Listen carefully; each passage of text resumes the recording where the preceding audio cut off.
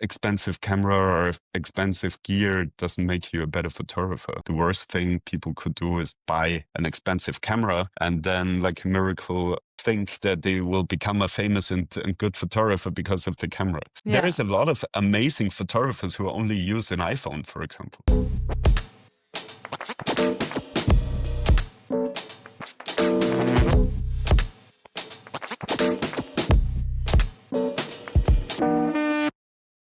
So, welcome back, everybody, to a new episode of Eyeshot 50mm.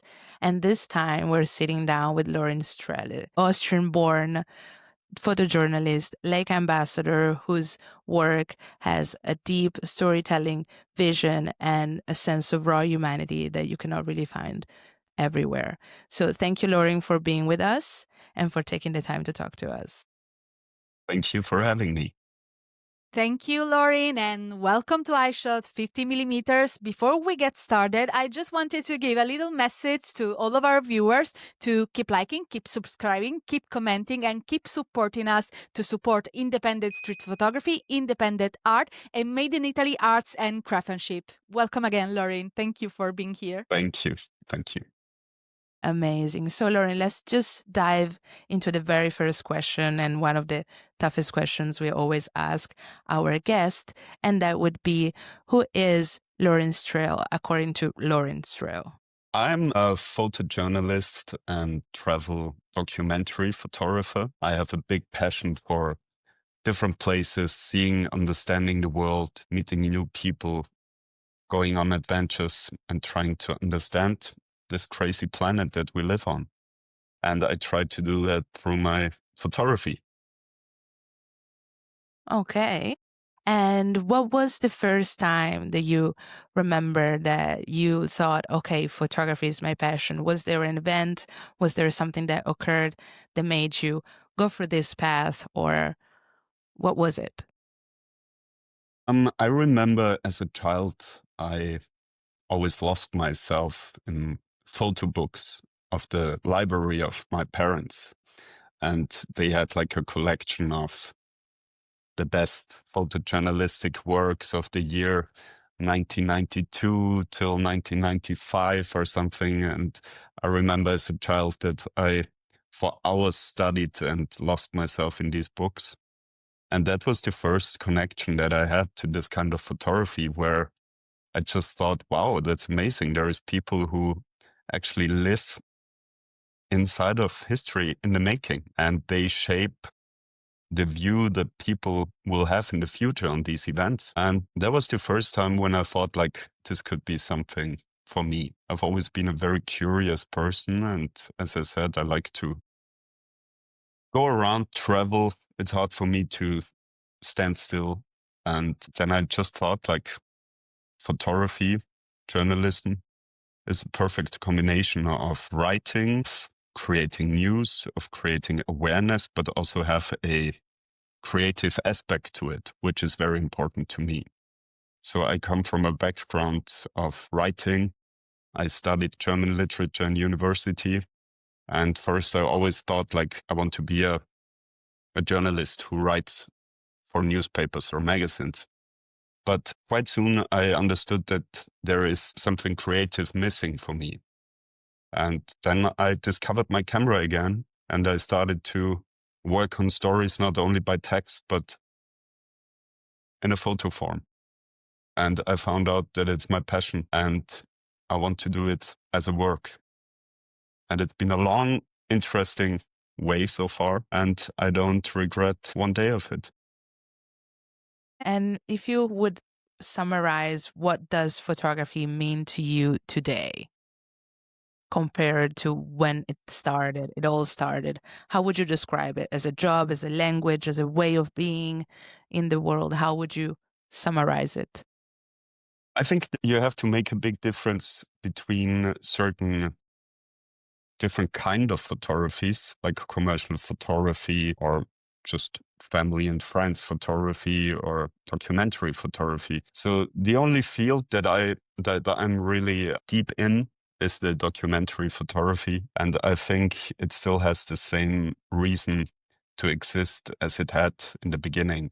I think that didn't really change anything. It should raise awareness, give voices to people who don't have a voice or who don't get recognized by the broad society. And it should educate and point the finger to certain topics, also topics that are not nice or maybe are horror. I think that photography has the power of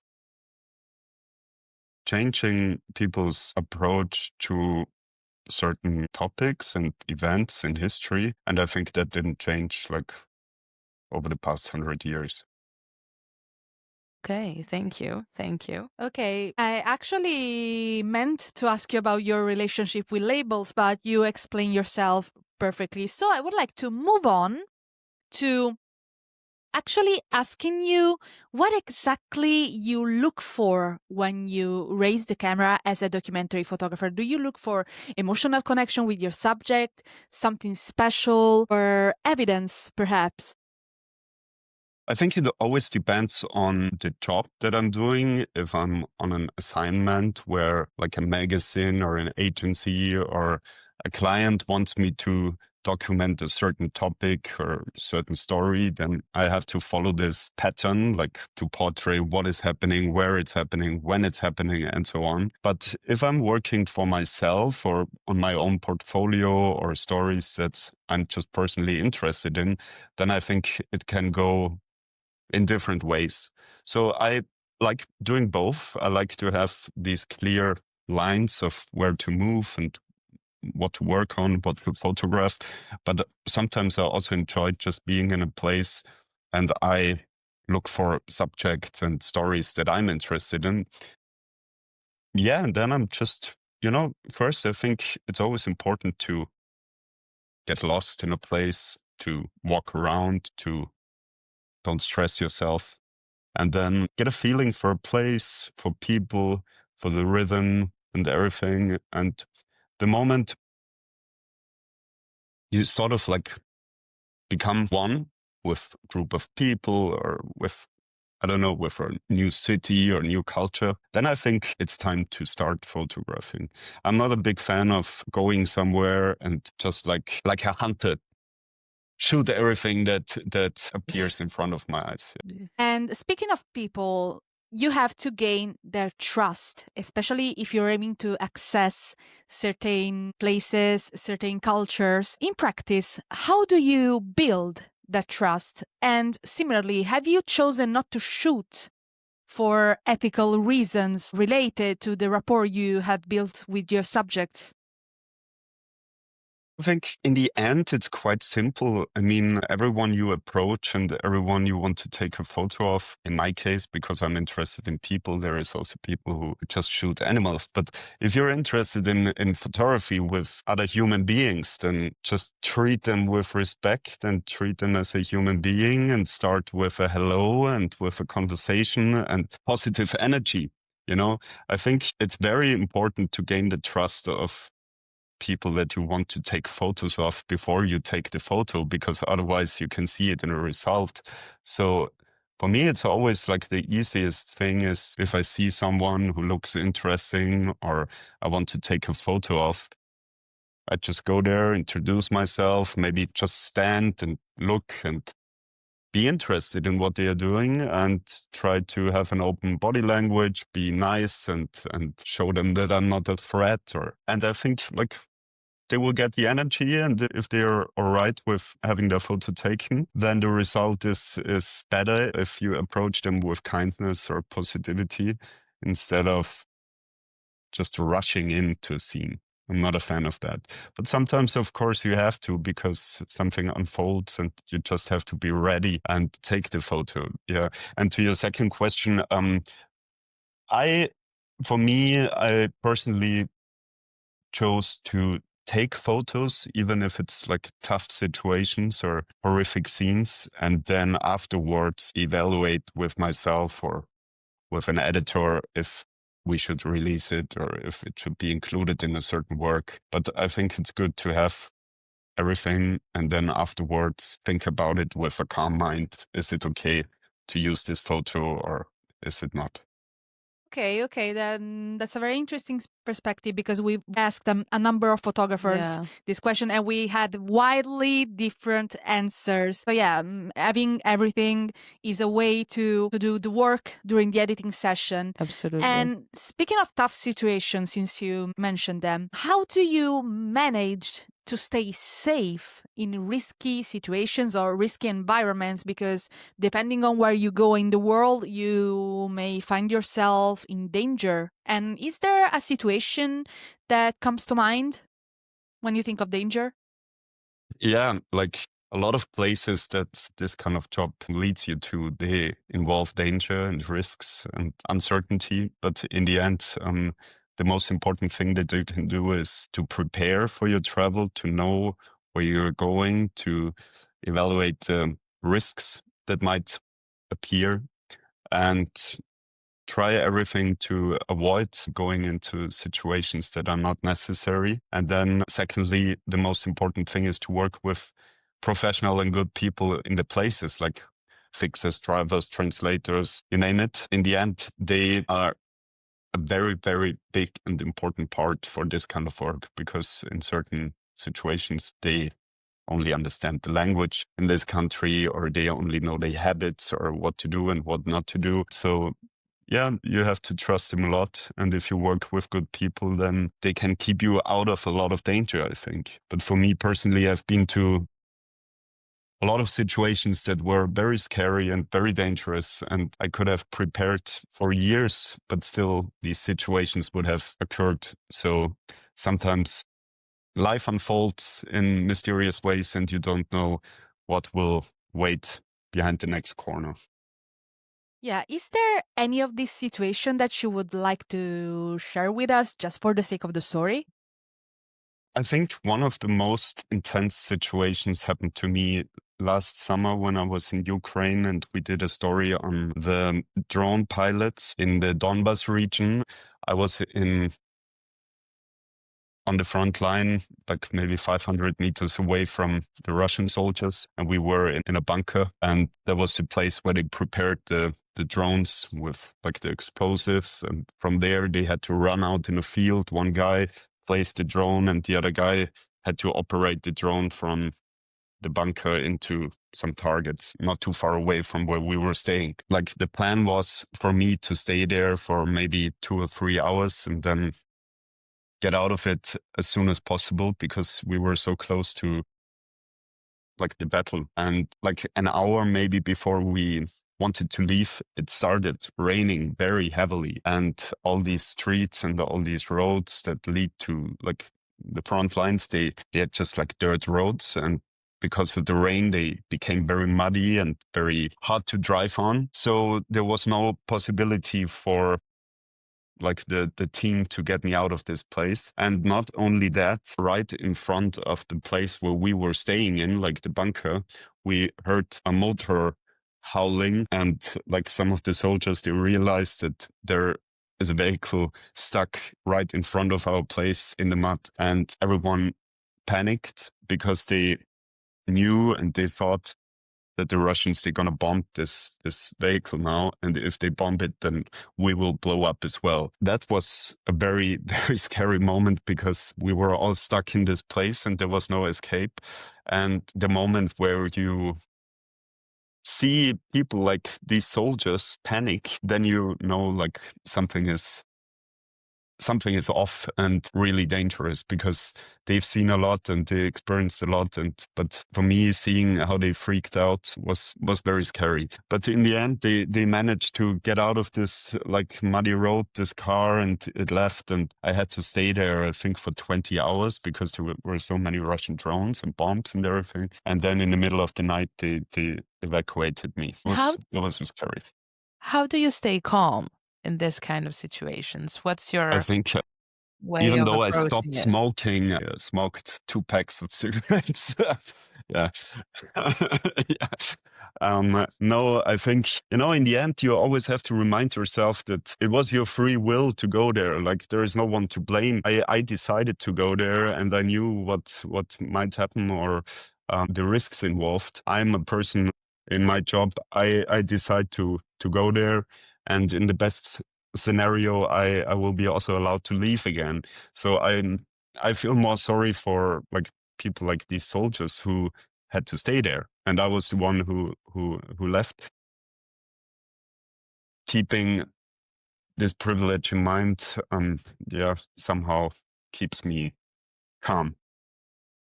Okay, cool. Yeah, and thank you for sharing this out of this world experience with us. And after that, how do you return to your regular life? What stays with you out of this experience? You know, I feel sometimes it's very hard to return to normal life or like home or to family or old friends or whatever, because something shifts inside of you, seeing all these things and everything that happens at the same time in this world, and all these horrific things and stories that unfold all at the same time. They give you like a new perspective, of course, on problems that are discussed on the family table, for example. So sometimes it's hard, but you always have to remember that everyone has their own problems and everyone has the right to complain about what bothers them. But sometimes it's hard to understand or to feel empathic with the complaints that people in Austria have, like on a daily basis, for example. But of course, like all these stories and everything that stays with me, and I think with everyone who works in this field, and especially if I look through photos, then like a movie, the whole situations, not only like this photo, I remember what happened before and afterwards and the conversations and everything. So I think it can be a curse, but also it can be another beautiful thing about photography, if you are the photographer, that it's something that is saved way more vivid in your head instead of without taking the photo. Sure. And was there an encounter like this with a mentor in your work or a subject that made you question yourself so deeply?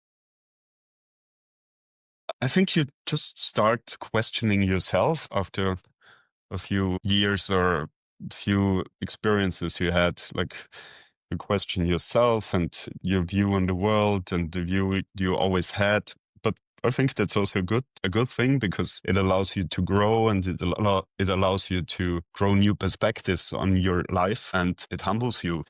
For me, the longer I'm traveling and the more I see and the more I work on stories, I feel like the calmer I get, because in my own life, there is not too much that bothers me anymore, to be honest, because I know how bad it could be and how lucky most of the people in Western countries have to be every day.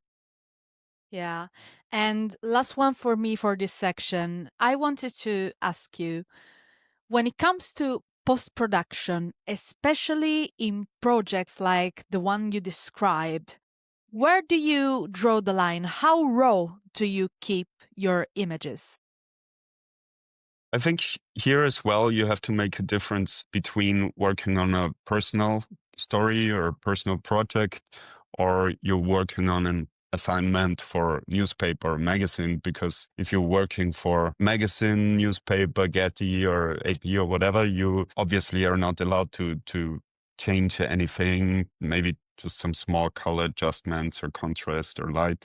But you should always portray a situation how you saw it, and the editing should just help getting closer to your experience of how you saw it, because sometimes a photo doesn't look like reality. Maybe sometimes the colors are off, or it's too dark or too bright. So I think this kind of post-production is all right. And when it comes to personal projects, I'm not a fan of like rearranging photos or like showing something that didn't happen, changing colors or whatever. I never do that. But when it comes to a portrait, for example, you could move a person to a better light or like another background just to get a nice photo for your portfolio. I think the beautiful thing about photography and photojournalism, documentary photography, is that it's such a real thing, and the goal should always be to show reality and show what's happening and show it through your eyes. I think that's the biggest rule you have to stick to, like show reality and don't alter anything or like remove things, or I don't know. I'm not a fan of that, Not at all. especially as it became so easy nowadays. With AI and all the things. Yeah, absolutely. I want to still stay on the topic of documentary photography, which I find very interesting, especially for the answers you've given so far. And my first question would be, in an era where everybody can document or can share perspective worldwide with social media, with anything, what distinguishes a documentary photographer from any other witness in that sense of a specific situation? And do you feel that you're more of a storyteller or a witness to what you are encountering? I think in the end, everybody can be a documentary photographer, documentary filmmaker, or whatever. Like especially nowadays, it's as easy as ever. There was no time in history where it was easier to take photos of something or to make videos. And I think you don't have to go into a war zone or to go into very dangerous, faraway places to become a documentary photographer. You could grab your phone and document the daily life of your cat or your grandmother or whatever, like, and you're a documentary photographer. Just the topic might be not as interesting and you don't get like a big audience who is interested in your cat, but in the end, everybody can document anything they like. It's just the amount of audience or the amount of people you want to look at your stuff that might have an impact on the story you choose. Yeah, and do you feel like you're more of a witness or a storyteller in that sense, given what we've said so far? I think both. Like, I'm a witness for the fact that I'm there in this moment, like everyone working in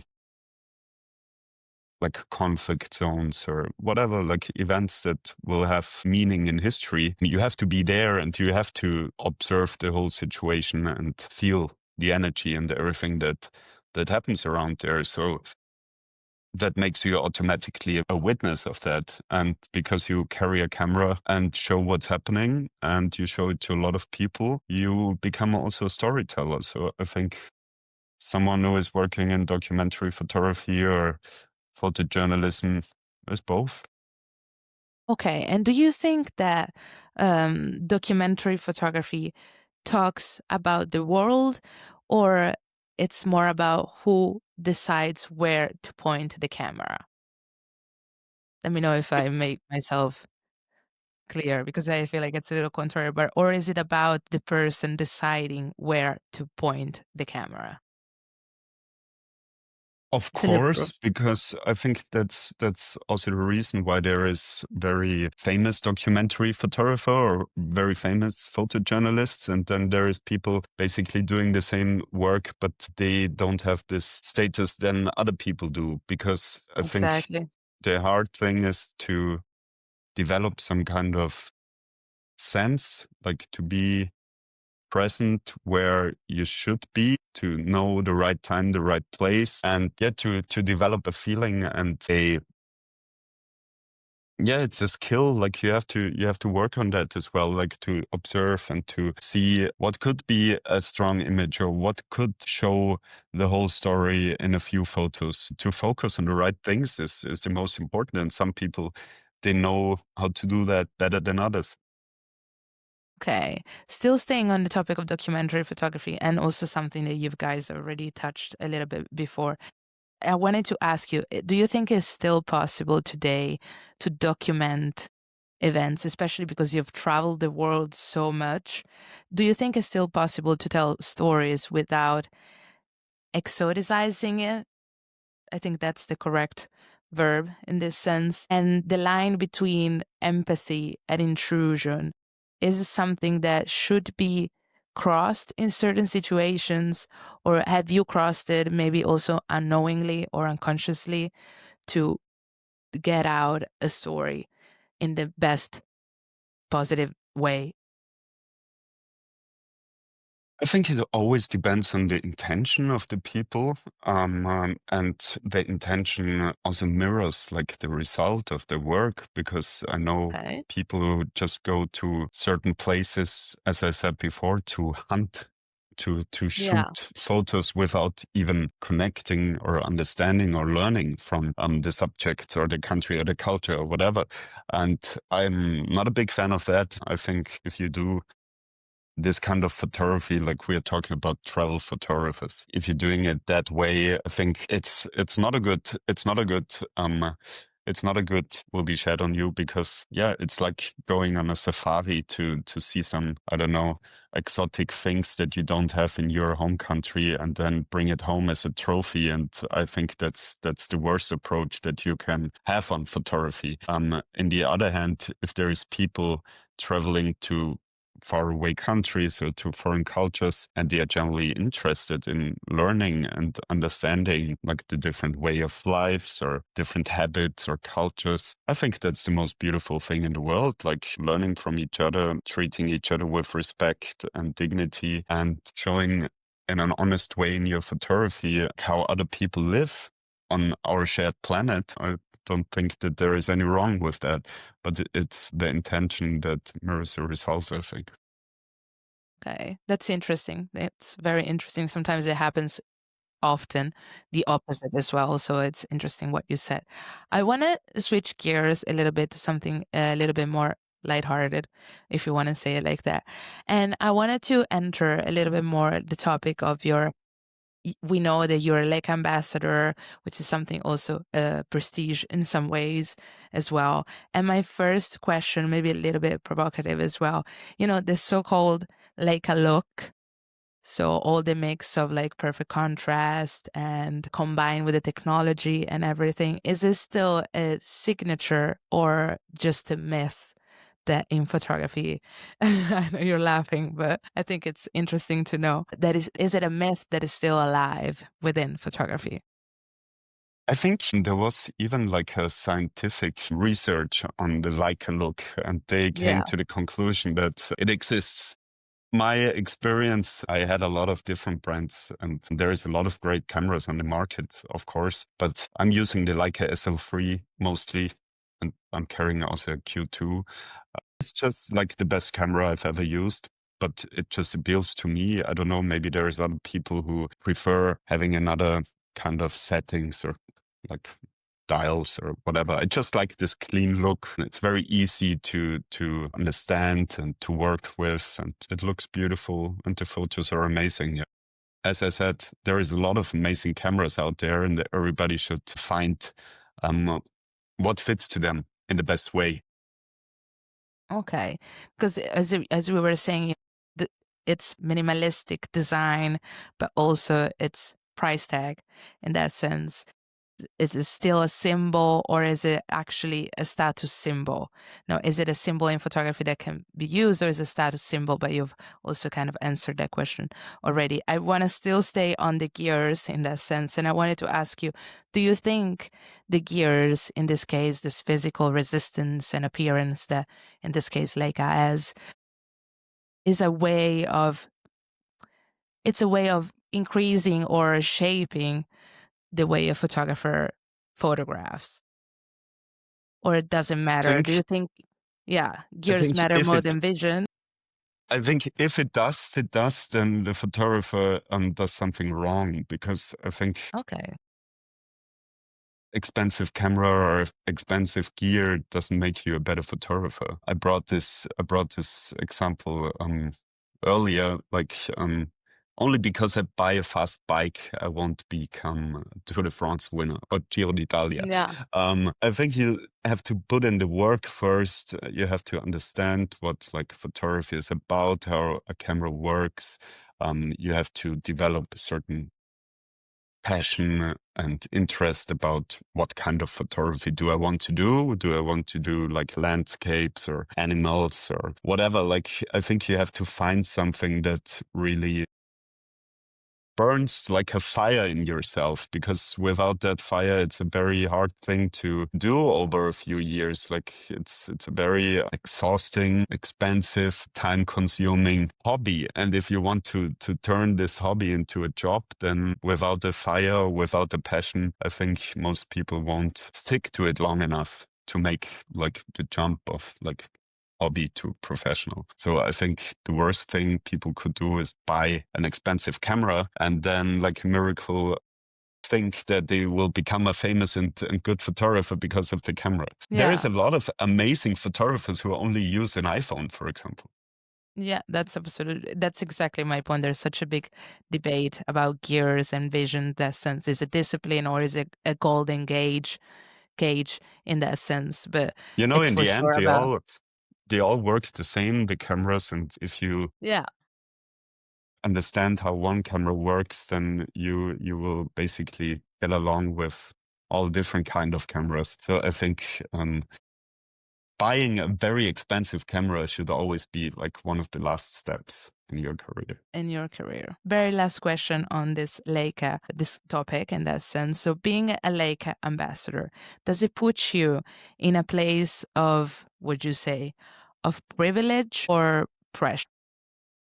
You know, I never think of like that the camera or brand or anything that I wear or use makes me a better or a worse person. Like it doesn't influence me in my work, but it's good to have such an amazing team in the background because they're doing an amazing job. And it's a very, in the end, very well-connected company, and with shops all around the world, it helps me a lot to, like one time, for example, I was in Syria and I dropped my camera and it didn't turn on anymore. And then I told my Leica friends in Austria, like, what should I do? There is no Leica shop in Syria, but I need a camera and I'm going to China next month and I will need my camera. And then they said, let's just go to Dubai, and they have a Leica shop in the Dubai Mall, and I just went there and they gave me a new one. So everything works very easily and they are very well connected, and that helps a lot.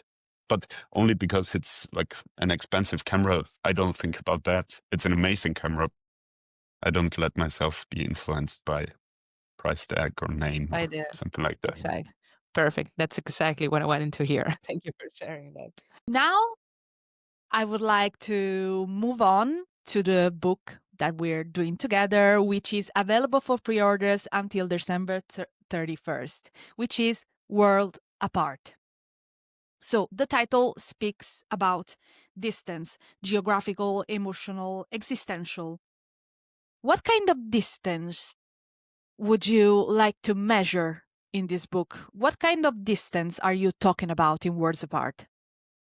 You know, in the end, the idea of this whole book or this whole project, it just came to me while being in different places and seeing different people and like moving in different ways on our planet. But one idea that came to me the more I saw and the more people I met and the more cultures I learned about is not only the distances that divide us, but also all the common things that we share with each other. And they might sound, taste, or look different, but in the end, if you compare them, they are quite the same all over the world. And it's quite beautiful thing to see that no matter like how far away certain cultures or countries or people might feel, you will always find something that will connect you to things that you know of yourself or your own country or your own culture. And that is my goal in this book and in this whole project, is to make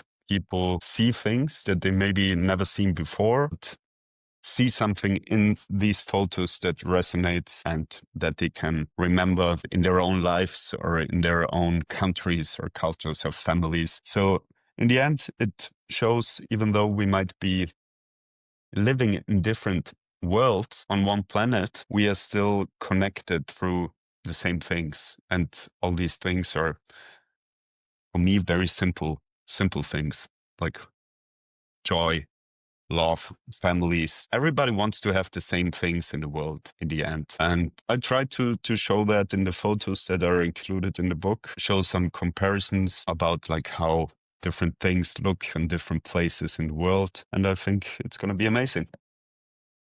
Okay. Absolutely. It absolutely will. And in terms of connection, when did you realize that a project like this was coming together? When did you start putting together two and two with the photographs that you collected through the years? You know, in the end, I'm always a person who, when it comes to myself, it would never be finished, because I always think like, oh, but in a few months, I'm going to this or that place that could be interesting to include as well. And like that, it would go on for the rest of my life, maybe. So I just had to decide at a certain point where I thought like, now I have a big body of work that can be used for this project. This year has been very busy with a lot of different places that I've been to, and a lot of different works and a lot of different cultures and countries. And I thought, no, let's try. If it feels all right, then now is the right moment. Yes. Yes, absolutely. And what's the toughest dilemma that you faced while collecting the images that will form the book? I think the toughest dilemma is the same as most of photographers have, like thinking about photos that you didn't take or opportunities that you missed, or you look through your photos and then you think like, this could have been a good photo if I moved like one step to the left or the right. And I'm very perfectionistic when it comes about these things. Like I really want everything to be in the best way as possible. Sometimes I have a photo and then I'm happy with the photo, and then I look at it in the evening again, and then I think I could have done better, or like there's small changes that Yeah. could have been better, and then I go to the place again and see what I can do better. Yeah, I take this work very serious, even though it's a lot of fun and it's fulfilling and beautiful, but it's hard work, and I think you should put in a lot of hard work if you want to create something meaningful. Yeah. It's not a Okay. dilemma. It's a part of all of that. Yeah. Yeah, absolutely. Fair. Last couple of questions before we wrap up part one. So, if you had to pitch the book with just one photograph, which one would you choose? I think there is a few photos in this book that describes what the idea of all of this is. I think the cover is chosen perfectly fine. There is also one photo in the book that shows a small girl from Afghanistan in a remote village, and she's wearing a US flag as a hijab, like as a scarf.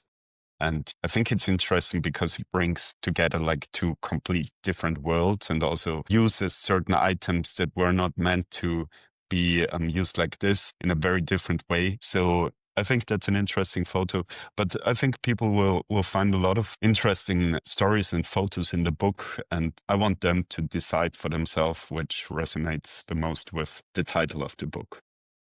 Okay, last question. Could you send a small message to all of our viewers to present Worlds Apart in your own words, and what do you hope will stay with them?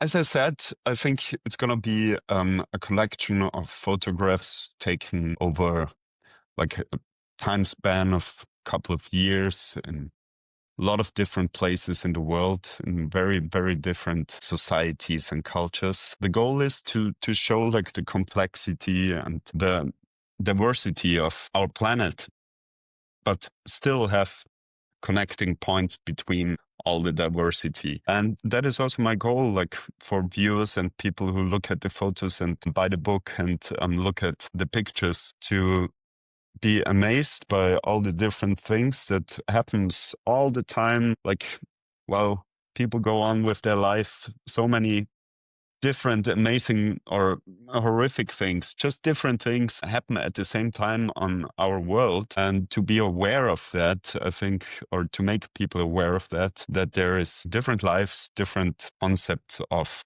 lives all happening together at the same time. And even though they might seem very strange. In the end, they're quite familiar. Okay, thank you. Thank you, Lauren. I think that was satisfactory. What do you think? Absolutely. We love the message, Thank we you. love the energy, and Okay. we love the Thank you. vibes. Yes. Thank you. Lauren, Me so too. we're done with part 1, with the 50 millimeters part. We hope you felt comfortable and you had fun Absolutely. as well in some ways. Yeah, so before we start part 2, which is the gaming part, I just wanted to give another small message to our viewers to keep supporting, keep watching because we're not done, and pre-order Worlds Apart. And we'll see you in part 2. So welcome back, everybody. And this is the unfiltered part of our interview, the gaming section, where we'll have a rapid fire series of questions to test Laurin's patience and Laurin in general and your knowledge about yourself. So for anybody watching, this is our gaming format. So ready whenever you all are. Yes. So, Lauren, don't think too much about the answers. Whatever comes to your mind, shoot it. Legit. I try. Okay, perfect. So the very first question would be 3 words to describe yourself. Curious, patient also sometimes. Interesting contrast. Makes sense. So, what's the most absurd moment you've ever photographed? There's a lot of absurd moments. Like some of them are funny, some of them are tragic in an absurd way. This is something I have to go into the archive to see. But there is a lot of absurdity in the world. I think you just have to go down the road or step out of your house and you see a lot of absurdity all the time. Okay. Silence or chaos when you work? I think chaos for me creates inner silence, to be honest. The more chaotic a certain situation becomes or the more hectic, I somehow develop like almost a meditative state and have an inner silence. And I think that's very important. If you need to go to places where there's a lot happening, can be very overwhelming. And I know people who can't really take it, and I completely understand. But somehow I always liked like situations where a lot is happening and like all your senses are alerted. Somehow I feel calm and inner silence in these moments. Okay, thank you. Leica M or Leica Q? Leica SL. Perfect. Oh. Love that. Can you tell us why? I think I just like the way it feels in my hand, and the lenses are amazing. The M series is amazing too, but for the kind of work that I'm doing, it's important to have a good autofocus and not to manually do it. Instinct or method in your photography? I think first you have to learn the methods to rely on the instinct, because instinct without knowledge or without the methods won't bring you far in photography. So I think if you know the methods, you can rely and trust your instinct. Okay, fair. Okay. Prime lens or zoom? A zoom lens. 99% of my work in the book is done with a 24 to 70 millimeter. I just like not carrying around too much stuff and be flexible and travel light. I think this lens pretty much did everything so far that I wanted. Okay. Fair. But on the other hand, I have to say, Go like ahead. a prime lens, like on the Q2, for example, it challenges you to move around more, become more like creative maybe, and that can be a very good exercise, especially if you start out and you want to develop your craft. Then I think prime lenses are a very good tool to challenge you. Fair enough. I wanted to ask you, the body of the camera or the photographer's body? What's more important? If you know what I mean in this sense, of course.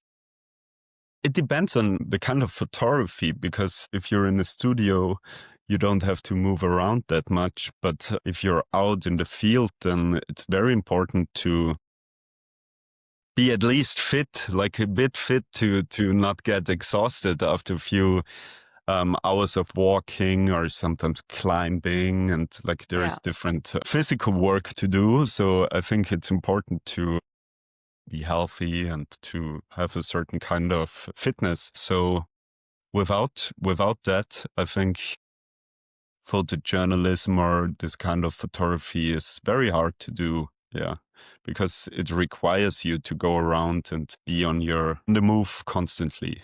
And Yeah. if the physical body can't do that, the camera body won't take you to the places you need to be. Yeah, yeah, exactly. That's what I meant, but also, kind of like trying to adapt to environments and situation without being intrusive or, in a way, seen. In documentary photography, you can capture moments that are precious without being by being in the scene, but not being seen in the scene. 100%. No I pun mean, intended. I know some people who like to carry like smaller cameras or smaller camera Exactly. bodies, because they say it doesn't draw too much attention on them. But I don't think it's necessarily true. Like, it's, if you come with a good energy, or like with an open heart to people, I think you could carry like the biggest camera in the Everything. world, and Yeah, they would let you document their life or what they're doing. I think it always starts with your approach and not your appearance. perfect. Thank you. Truth or ambiguity in photography? It should always like the truth should always be the center of your work. If you want to be a documentary photographer, then everything revolves around showing the truth. If that is not your goal, then you should not be a photojournalist or documentary photographer. Then you could be like a conceptual or which is also cool or a nice thing to do. But truth should always be the center of your work if you want to document things, because if it's not the truth that you show, you're not documenting, you're making things up. Fair, very Absolutely. fair. Rank these 3 aspects of a photograph in order of importance for you: subject, light, and composition. That's a tough one. I think the subject is always the most important thing, and the light might be the second, and the composition might come in the third place. I think there is amazing photos that show a lot of emotions or story, even though they are not like perfect photographs. I think even something that is slightly overexposed or underexposed, or the composition is not perfectly done, it still can carry a lot of story and a lot of meaning. So I think that's why the subject is the most important. Okay, cool. Have you ever pretended not to be a photographer to get your job done?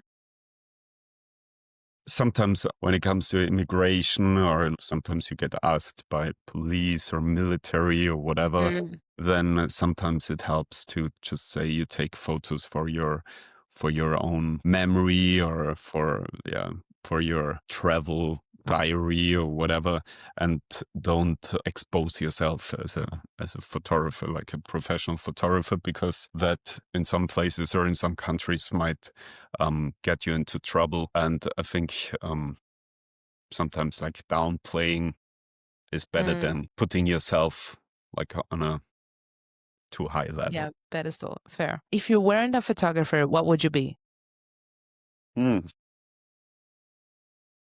As a child, or like as a teenager, I always wanted to be so many different things that I wished for like a cloning machine to have like 100 Laurins who can do all the stuff that I want to do. Love that. But in the end, I felt like photography, or this kind of photography that I'm doing, allows me to combine so many things that I always wanted to do, because it's not only pressing the shutter, it involves so much more. In the end, it's a lot of different jobs combined in one, and all of these jobs I really like doing. I couldn't imagine myself doing something different, to be honest.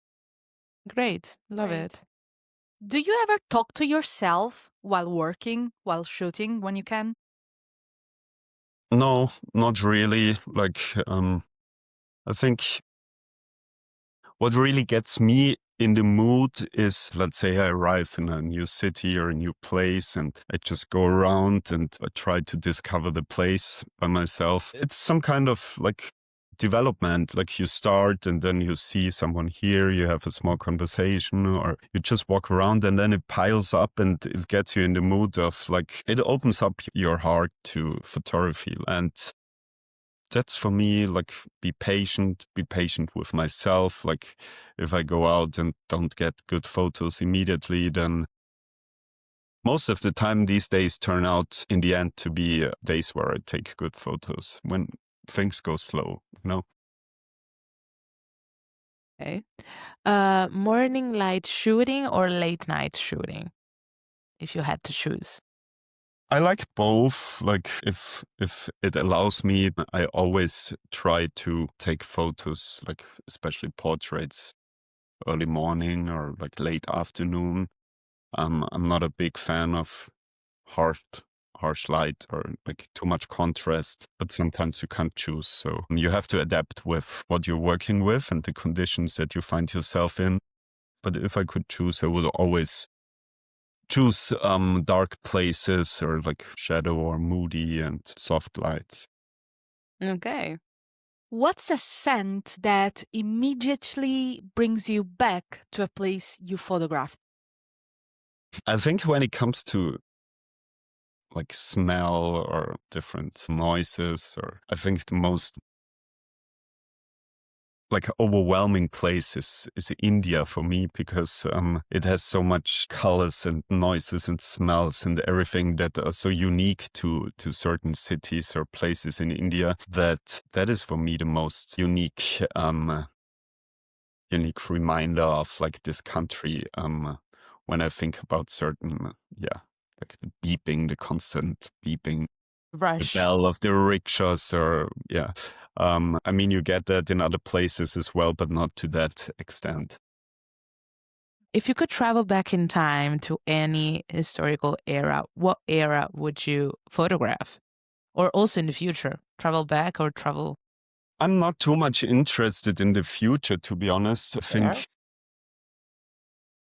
I'm interested in a lot of like eras that happened, but if I have to choose, maybe I would go like pre-internet, pre I don't know, big brands and big shops who are like basically the same all around the world. And so maybe 60s or 70s, where places had their uniqueness still going on. And nowadays I sometimes find it quite sad that the world develops to look the same everywhere you're going. So Fair like point.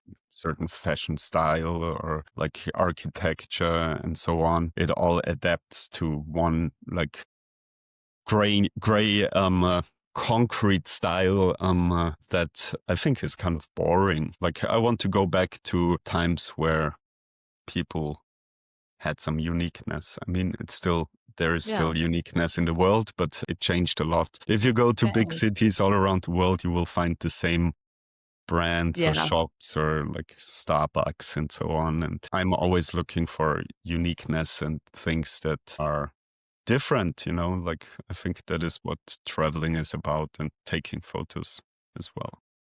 Absolutely. And speaking of eras, if you could take any photographer from any era out for dinner, who would you invite?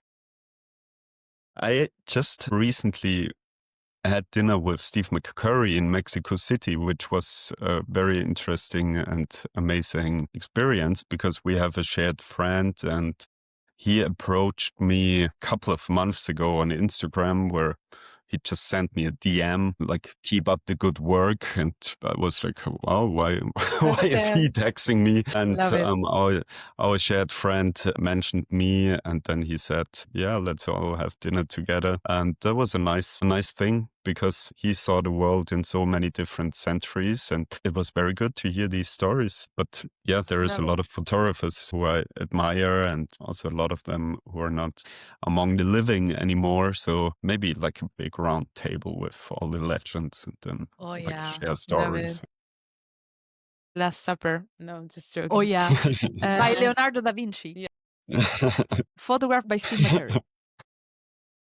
Okay, I have a couple of more and then we can wrap this part.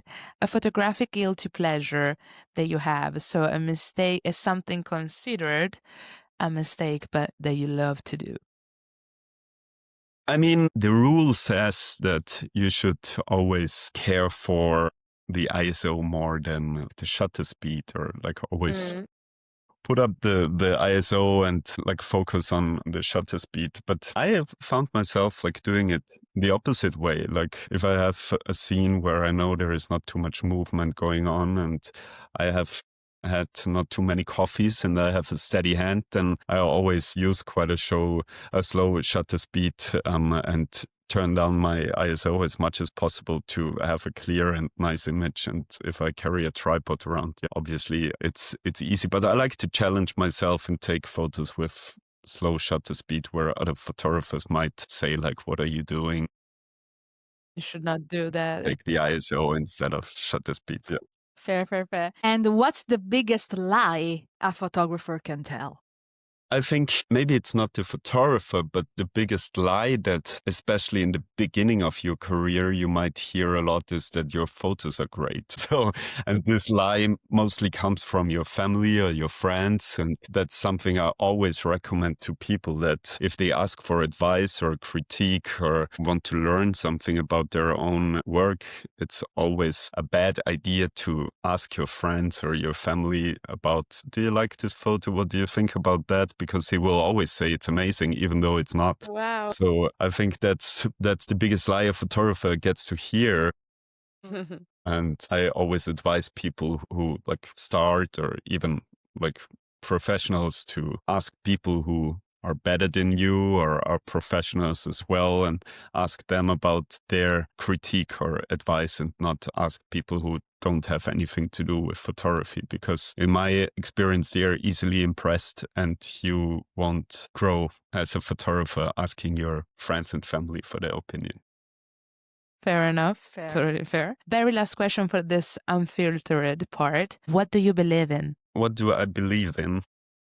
I believe in a shared sense of humankind and shared values that we all carry inside. And these are the same for every human being. And I believe that if everyone recognizes this, then we could make this place a better place, and don't see people who look different or have different habits or live in different circumstances as something different, like in the end, we all look for the same things, and we all crave for stability and peace and love and friendship. And you should always be aware of that and not be distracted by different looks or different habits. And that's what I believe in. We're all the same, and I think should be a shared belief that we are not different, and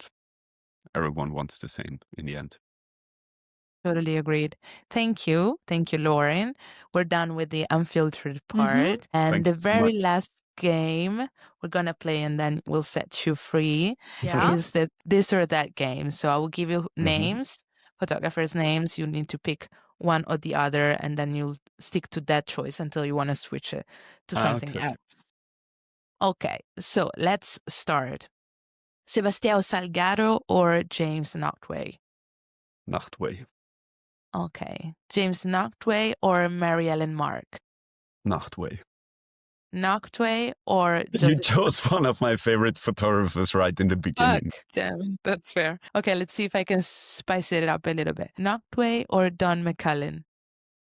That's a tough one because I admire both of them, and I also saw both of them in a conversation in the Exposure Festival in Sharjah, and that was very interesting. I mean, as I'm also a big Beatles fan, and Don McCullin did a very legendary photo shoot of the Beatles, I might now switch to Don McCullin. Okay, interesting. McCullin or Eugene Richards? Let's go back and forth. Mm-hmm. McCullin. Okay. McCullin or Steve McCurry? That's also a tough one. As I like both very much, of Yes. course.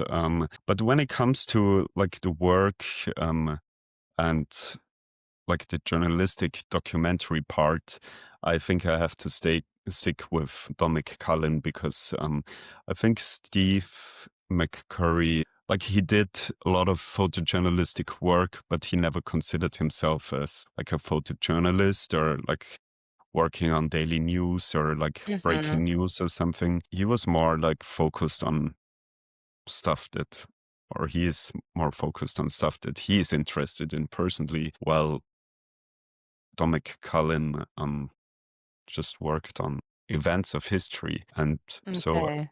I would decide for McCullin. Done. Okay. McCullin or Bruce Davidson? McCullin. Okay, that was fast. McCullin or Gordon Parks? I still stick to McCullin, Okay. even though you make it very hard. Yes, no offense taken. Everything is just for the games. So please. McCullin or Eugene Smith? Yeah, like another one I always looked up to, and I lived in the books and pictures, but still like Tom McCullin. McCullin.